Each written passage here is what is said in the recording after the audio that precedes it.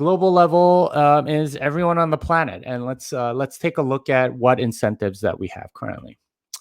So first thing to note is the dollar hegemony that we exist under today. Not very many people know this, but probably the most significant event of during World War II was a little known thing called Bretton Woods in 1944. If you've heard about it at all, you know that it's a hotel in New Hampshire, but basically that was where 400 different ministers from all these different countries met in order to create a new monetary world order.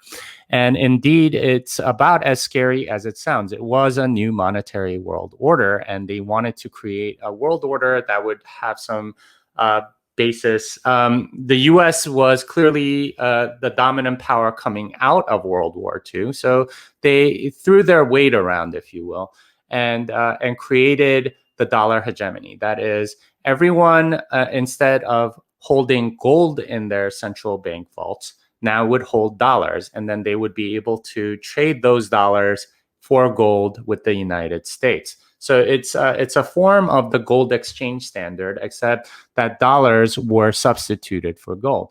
Now, this might not sound like much, but it effectively means that the U.S. has monetary imperialism over the rest of the world. And this is something that that became even more prominent in 1971 when Nixon ended the gold convertibility of the dollar. So the dollar became essentially a free-floating currency that everyone had to use, and to this day, most international trade settles in the dollar. And that gives the dollar a privileged position over everyone else. And what does that mean? Well, that means that there's a global Cantillon effect.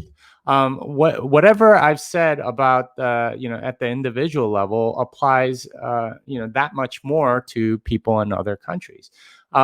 So whenever the U.S. expands its monetary, expands the amount of U.S. dollars, what ends up happening is it demonetizes a lot of other fiat currencies. So if your country ends up, if there are more dollars printed, there's more dollars available, even for people of other countries, and they would rather fly to the dollar than use the crappy currency of their home country, because there's more global demand for it.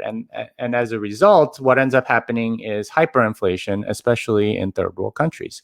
And they're the ones that get screwed. They're the ones that feel the effect of the inflation instead of people in the US or in a lot of Western countries.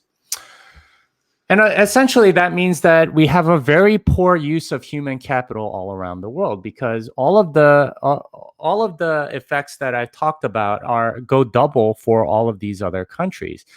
So at the individual level, there's a lot more time spent trying to store value. A lot of people in third world countries hoard U.S. dollars because they store value way better and then something else, and they end up like trying to store value rather than creating goods and services. And that's the real tragedy, is that there's a lot of people that could probably be creating new goods and services, but because of the situations that they're in, they're not able to do that because they're at such a disadvantage compared to the people in the U.S. And this is something that I think most people around the world kind of have an idea of, but don't really understand why, which is that the U.S. has an enormous advantage over everybody else.